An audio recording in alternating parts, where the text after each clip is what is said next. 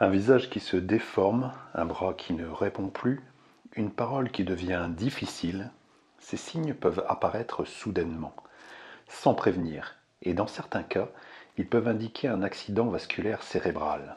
L'AVC est une urgence médicale. Chaque minute compte, parce que plus la prise en charge est rapide, plus les chances de récupération peuvent être importantes. Le problème, c'est que ces signes ne sont pas toujours reconnus immédiatement. Certaines personnes hésitent, attendent, minimisent, et ce délai peut avoir des conséquences. C'est pour cela qu'un protocole simple a été mis en place. Un protocole facile à retenir, le protocole VITE. Il permet d'identifier rapidement les signes principaux et surtout de savoir quoi faire immédiatement. Donc, dans cette vidéo, vous allez découvrir comment reconnaître les signes d'un AVC, comment utiliser le protocole VITE et quelle réaction adopter. Parce que face à ce type de situation, l'information peut faire la différence. Face à un AVC, le temps est un facteur déterminant. C'est pour cela qu'un outil simple a été développé, le protocole VITE. Il permet de reconnaître rapidement les signes les plus fréquents. Chaque lettre correspond à un élément précis. V comme visage, demander à la personne de sourire, observer attentivement. Un côté du visage est-il affaissé? Une asymétrie peut apparaître, c'est souvent un des premiers signes visibles. I comme incapacité, demander à la personne de lever les deux bras. Un bras reste-t-il faible ou ne monte pas? Une difficulté à bouger un membre peut indiquer un problème neurologique. T comme trouble de la parole. Faites parler la personne, posez une question simple. La parole est-elle difficile? Y a-t-il une confusion? Des mots peuvent être mal prononcés ou difficiles à trouver. E comme extrême urgence. Si un seul de ces signes est présent, il faut agir immédiatement, sans attendre, sans hésiter, appeler les secours. Le réflexe à adopter en France, composé le 15. Ce protocole est conçu pour être simple et surtout utilisable par tout le monde, parce que dans ce type de situation, chaque minute compte. Plus l'intervention est rapide, plus certaines complications peuvent être limitées. Il est important de comprendre un point essentiel. Les symptômes peuvent apparaître soudainement et parfois disparaître rapidement. Mais même dans ce cas, il ne faut jamais ignorer ces signes. Ils peuvent être le signal d'un problème plus grave. Ce qu'il faut retenir ici, un seul signe suffit pour agir. Il n'est pas nécessaire d'attendre plusieurs symptômes et surtout, il vaut mieux appeler pour rien que ne pas appeler du tout. Ce protocole existe pour simplifier la décision et éviter l'hésitation. Dans la prochaine partie, nous allons voir pourquoi ces symptômes apparaissent, ce qui se passe dans le cerveau et pourquoi la rapidité est essentielle. Pour bien comprendre l'urgence, il faut voir ce qui se passe dans le cerveau au moment d'un AVC. Le cerveau a besoin d'un apport constant en oxygène. Cet apport est assuré par la circulation sanguine. Lors d'un accident vasculaire cérébral, cette circulation est perturbée. Il existe principalement deux situations. Première situation, un vaisseau sanguin se bouche. Le sang ne circule plus correctement. Une partie du cerveau est alors privée d'oxygène. Deuxième situation, un vaisseau se rompt. Cela provoque un saignement dans le cerveau.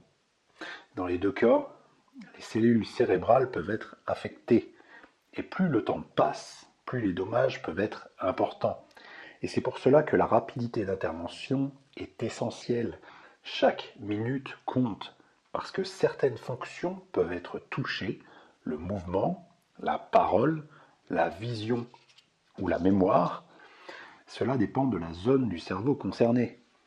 Des données scientifiques disponibles via PubMed montrent que la prise en charge rapide est un facteur clé dans l'évolution. Plus l'intervention est précoce, plus certaines fonctions peuvent être préservées. A l'inverse, un retard de prise en charge peut entraîner des conséquences plus importantes.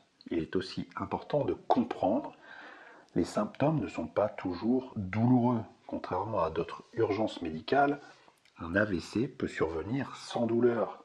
C'est ce qui le rend parfois difficile à identifier. Parce que les signes peuvent sembler bizarres, mais pas forcément alarmants. Par exemple, un trouble de la parole, une faiblesse d'un côté du corps, une perte d'équilibre. Ces signes peuvent être sous-estimés et c'est là que le protocole VITE prend tout son sens.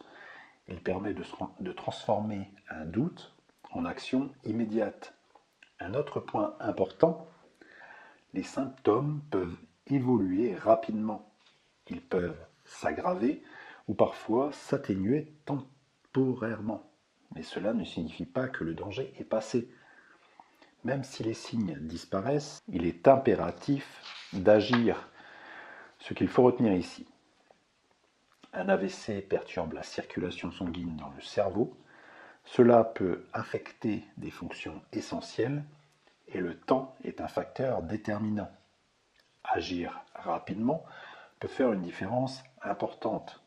Dans la prochaine partie, nous allons voir les facteurs de risque, les erreurs à éviter et comment réduire ces risques. Au-delà de l'urgence, une question importante se pose. Peut-on réduire le risque d'AVC? Dans certains cas, oui. Certains facteurs peuvent être influencés. Il est important de préciser qu'aucun facteur ne garantit à lui seul la survenue d'un AVC, mais certains éléments peuvent augmenter le risque.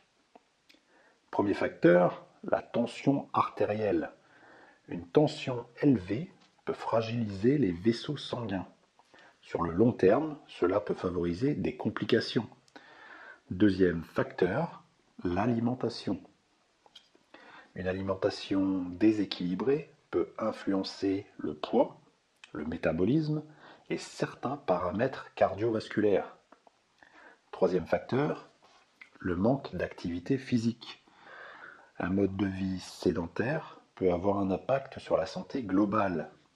Bouger régulièrement peut aider à maintenir un meilleur équilibre. Quatrième facteur, le tabac. Le tabac peut affecter les vaisseaux sanguins et augmenter certains risques cardiovasculaires. Cinquième facteur, le stress chronique. Un stress prolongé peut influencer différents systèmes du corps et participer à un déséquilibre global. Sixième élément, certaines conditions médicales, par exemple le diabète, déjà des troubles cardiaques et un excès de cholestérol. Ces éléments nécessitent un suivi adapté. Ce qu'il faut retenir, les facteurs de risque sont souvent multiples et peuvent se cumuler. Il est possible d'agir sur certains d'entre eux par des ajustements progressifs, par exemple améliorer son alimentation, bouger régulièrement, limiter le tabac, mieux gérer le stress. Ces actions ne garantissent pas une prévention totale, mais elles peuvent contribuer à réduire certains risques. Maintenant, voyons les erreurs fréquentes. Erreur numéro 1, penser que cela n'arrive qu'aux autres. L'AVC peut toucher différents profils. Il ne concerne pas uniquement un type de personne. Erreur numéro 2, ignorer les signaux précurseurs. Certains signes peuvent apparaître brièvement et disparaître, mais ils ne doivent jamais être négligés. Erreur numéro 3, attendre de voir si ça se passe. C'est une erreur fréquente. Face à un doute, il faut agir immédiatement. Erreur numéro 4, se sentir rassuré si les symptômes disparaissent. Même si les signes s'atténuent, le risque peut être présent.